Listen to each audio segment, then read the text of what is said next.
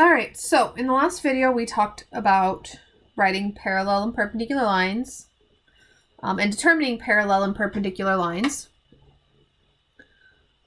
So now we're going to look at writing them in slope-intercept form instead of point-slope form, okay? So remember, slope-intercept form is y equals mx plus b, and I need my slope and my y-intercept, okay? When we're talking about parallel lines, we want to use the same slope. So if I want to write the equation of a line that is parallel to the line y equals 4x plus 3 and passes through the y-intercept -6. All right, I have my slope, which is 4 in this case, and my y-intercept, my b, which is a -6. I have everything I need to plug in. So I get y is equal to 4x minus 6. Okay, there I have a parallel line. Remember, parallel lines have the same slope, but different y-intercepts. All right, so what about a perpendicular line? If I want to write the perpendicular line of an equation, okay? So remember, I have to use its opposite reciprocal slope. Okay, so if my slope is 4, I'm going to flip the fraction and make it 1 over 4. And since it's positive, I make it negative. We still have our y-intercept, which is -6.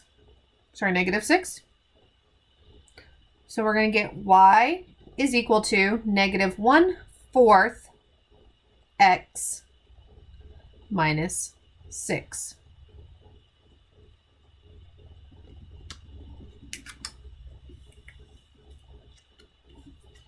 Okay, but what if I'm given a point?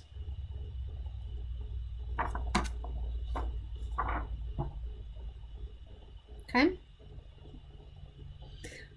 So I want to write the equation of a line that is parallel to y equals 4x plus 3 and passes through the point 0, -6. But I want to write it in slope-intercept form.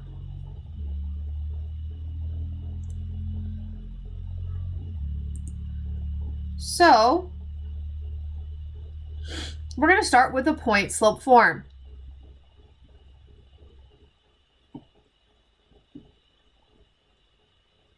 All right, so we're starting with parallel. So my m in this case is 4, and I've got my x1 and my y1. So we're going to get y. Remember, when we minus the negative, it becomes positive.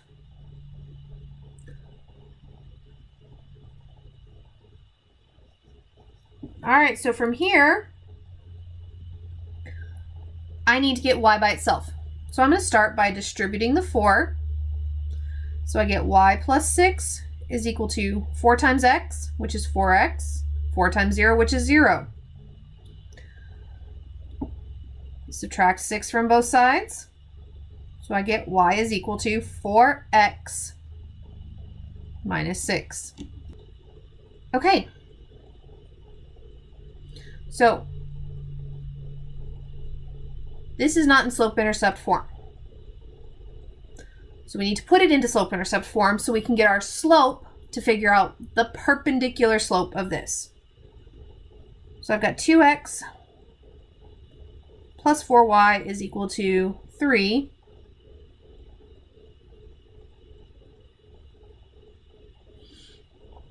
Okay, subtract 2x from both sides.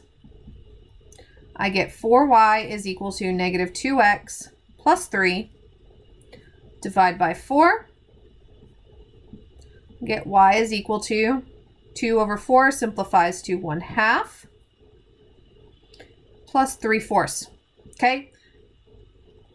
We didn't do anything wrong. Yes, we can have a fractional y-intercept, but we don't need that for this. All I need is the slope. Now remember, when we're dealing with perpendicular slopes, okay, we take this and we flip it.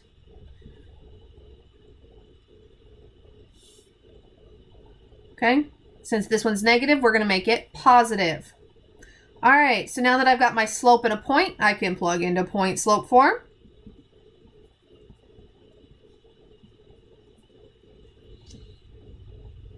So we get y minus, my y1 value is 8. It's equal to my m, and for perpendicular line is 2 over 1, or just 2. And my x1 value was a negative 3. So remember, when we minus a negative, it becomes a positive. Okay, I'm going to multiply by my 2. So I get y minus 8 is equal to 2x.